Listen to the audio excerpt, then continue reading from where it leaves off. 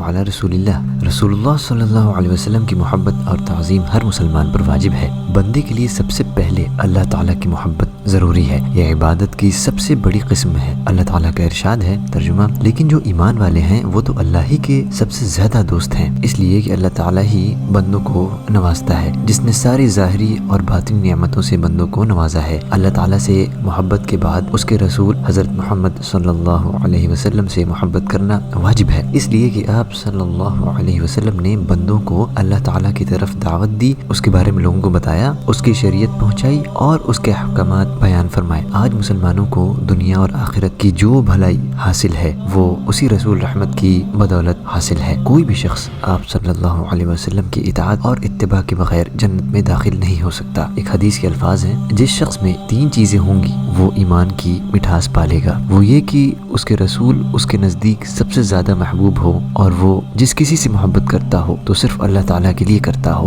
اور کفر کی طرف لوٹنا اس کے بعد کہ اللہ تعالیٰ نے اسے اس سے نکالا ہے ایسا ہی ناپسند کرتا ہو جیسا کہ آگ میں ڈالے جانے کو ناپسند کرتا ہے۔ اس حدیث سے پتہ چلا کہ رسول اللہ صلی اللہ علیہ وسلم کی محبت اللہ تعالیٰ کی محبت کے تابع ہے اور اس کے ساتھ لازم ہے، اور رتبہ کے اعتبار سے دوسرے درجے پر ہے۔ آپ صلی اللہ علیہ وسلم کی محبت اور اللہ تعالیٰ کے علاوہ دیگر تمام محبوب چیزوں سے آپ صلی اللہ علیہ وسلم کی محبت کو مقدم رکھنے سے متعلق حدیث کے الفاظ یہ ہیں، تم میں سے کوئی شخص اس وقت تک پکا مومن نہیں ہو سکتا جب تک کہ میں اس کے نزدیک اس کے باپ اور اولاد اور تمام لوگوں سے زیادہ محبوب نہ ہو جاؤں۔ بلکہ ایک حدیث میں تو یوں آیا ہے، ایک مومن کے لیے ضروری ہے کہ آپ صلی اللہ علیہ وسلم کو اپنے نفس سے زیادہ محبوب رکھے۔ حضرت عمر ابن الخطاب رضی اللہ عنہ نے ایک مرتبہ عرض کیا، اے اللہ کے رسول، آپ میرے نزدیک دنیا کی ہر چیز سے بڑھ کر محبوب ہیں سوائے اپنی جان کے۔ آپ صلی اللہ علیہ وسلم نے فرمایا، اس ذات کی قسم جس کے ہاتھ میں میری جان ہے، جب تک میں تمہارے نفس سے زیادہ تمہارا محبوب نہ بن جاؤں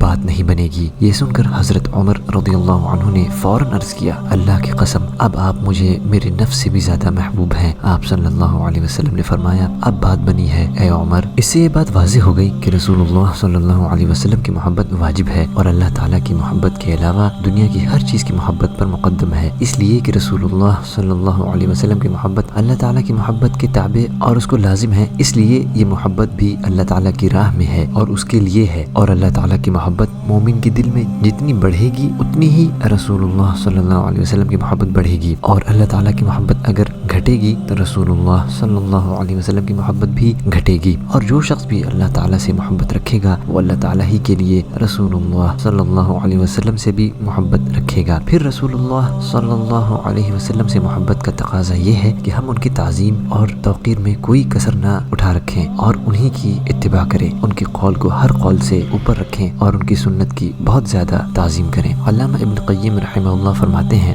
انسان سے محبت اور اس کی تعظیم اگر اللہ سے محبت اور اس کی تعظیم کے تابع ہے تو وہ جائز ہے، جیسے رسول اللہ صلی اللہ علیہ وسلم سے محبت اور آپ صلی اللہ علیہ وسلم کی تعظیم۔ آپ کی محبت اور تعظیم دراصل آپ کو رسول بنا کر بھیجنے والے کی محبت اور اس کی تعظیم کی تکمیل ہے۔ آپ صلی اللہ علیہ وسلم کی امت آپ سے اس لیے محبت کرتی ہے کہ وہ اللہ تعالیٰ سے محبت اور اس کی تعظیم اور تکریم کرتی ہے۔ آپ صلی اللہ علیہ وسلم سے محبت اللہ تعالیٰ سے محبت کا ایک جز ہے یا اللہ تعالیٰ سے محبت کا نتیجہ ہے۔ میرے بیان کا مطلب یہ ہے کہ اللہ تعالیٰ نے رسول اللہ صلی اللہ علیہ وسلم کی شخصیت میں اتنی محبت اور رعب ڈال دیا تھا کہ خود بخود لوگ آپ سے محبت کرتے اور ہیبت کھاتے تھے۔ یہی وجہ ہے کہ کوئی بھی انسان کسی انسان کے لیے اتنا محبوب اور بارعب نہیں جتنا کہ رسول اللہ صلی اللہ علیہ وسلم اپنے صحابہ کرام رضی اللہ عنہم کے نزدیک محبوب اور بارعب تھے۔ حضرت عمر بن العاص رضی اللہ عنہ نے اسلام قبول کرنے کے بعد کہا تھا، قبول اسلام سے پہلے رسول اللہ صلی اللہ علیہ وسلم سے زیادہ ناپسند شخص میرے نزدیک کوئی نہ تھا، لیکن اب قبول اسلام کے بعد رسول اللہ صلی اللہ علیہ وسلم سے محبوب شخص میرے نزدیک کوئی نہیں۔ اگر مجھ سے آپ صلی اللہ علیہ وسلم کی تعریف کے لیے کہا جائے تو میں کچھ نہیں بول سکتا، اس لیے کہ آپ صلی اللہ علیہ وسلم کی توقیر اور اجلال میں کبھی آپ صلی اللہ علیہ وسلم کو جی بھر کے نہیں دیکھ سکا۔ حضرت عروہ بن مسعود نے قریش سے کہا تھا، اے لوگوں، اللہ کی قسم میں قیصر و کسریٰ اور دیگر شاہان مملکت کے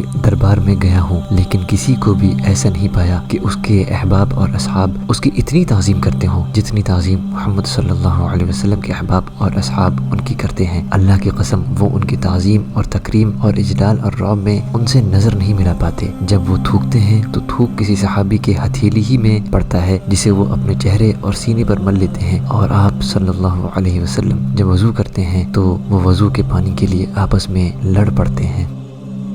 जज़ाकुमुल्लाहु खैरा। इस वीडियो को शेयर करें। अस्सलामु अलैकुम व रहमतुल्लाहि व बरकातुहू।